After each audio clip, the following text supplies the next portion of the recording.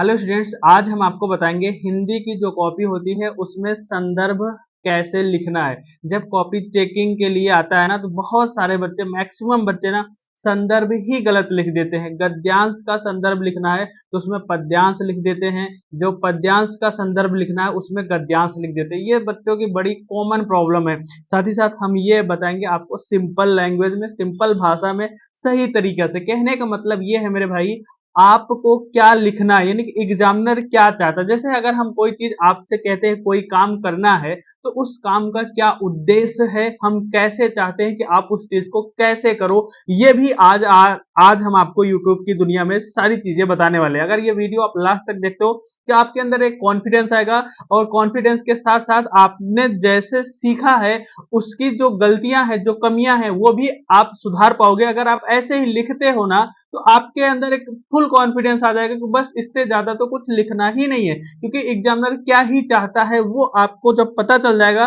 तो आप वही चीजें दोगे ना जो उसको पसंद है। जैसे अगर आपके यहाँ कोई आता है, कोई रिलेशन का आता है, कोई गेस्ट आता है, अगर आप उसकी जो है पसंद और नापसंद के बारे में पता है, तो आपके घर में वही सारी चीजें उसको दी जाएंगी खाने पीने के लिए जो उसको पसंद है। अब अगर नापसंद वाली चीजें दी जाएंगी तो वो खुश थोड़ी ना होगा। वो खुश कब होगा? जब उसकी पसंद की चीजें मिलेंगी।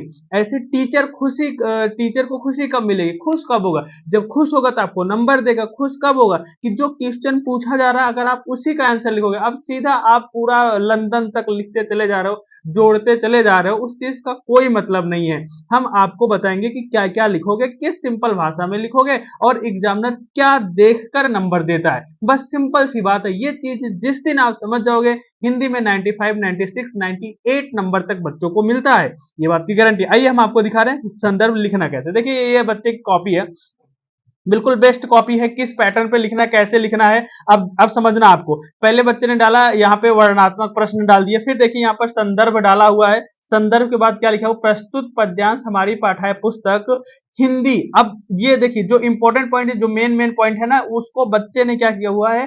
अंडरलाइन यानी कि ब्लैक पेन से किया हुआ है, और ये कॉमा में भी किया हुआ है। तो इस तरह से एग्जामिनर यहाँ देखेगा हिंदी, पुस्तक हिंदी, और किस पाठ के? मित्रता, मित्रता नामक पाठ से। उसके बाद डायरेक्ट पहुंच जाएगा कि इसके रचयिता कौन है, इसके राइटर कौन है। आचार्य रामचंद्र शुक्ल। लिखा है बच्चे ने? नहीं लिखा। बस ये 3 पॉइंट, ये मेन 2 ही पॉइंट है, मित्रता और आचार्य रामचंद्र शुक्ल। ये 2 पॉइंट देखेगा मेरे भाई, बस वो समझ जाएगा कि आपने सही लिखा है कि नहीं लिखा हुआ है। ऐसे अगर आप संदर्भ लिखते हो, पूरे के पूरे नंबर मिल जाएंगे। फिर व्याख्या की रही बात, तो व्याख्या भी बच्चे ने बिल्कुल हेडिंग डाल के अच्छे से करी है इसमें। अब समझना गलती क्या करते हैं बच्चे। गलती जो ज्यादातर बच्चे गलती करते हैं ना, अगर ये देखो गद्यांश है ना, अगर ये गद्यांश का संदर्भ लिखना है ना, तो आपको यहाँ पर प्रस्तुत गद्यांश लिखना है। अगर पद्यांश का रहेगा तो पद्यांश लिखना। बच्चे क्या करते हैं ना, प्रस्तुत गद्यांश याद कर लेते हैं, गद्यांश में भी यही लिखते हैं और पद्यांश में भी यही लिखते हैं। तो ये गलती आपको नहीं करना। जैसे ये पद्यांश का क्वेश्चन था ना, तो बच्चे ने लिखा हुआ है, बिल्कुल देखिए क्या लिखा हुआ है, प्रस्तुत पद्यांश। तो ये गलती आप मत करना, क्योंकि अगर एग्जामिनर यही गलती पकड़ लेता है ना, तो वो नंबर काट लेता है। समझ गए कि नहीं समझ गए आप?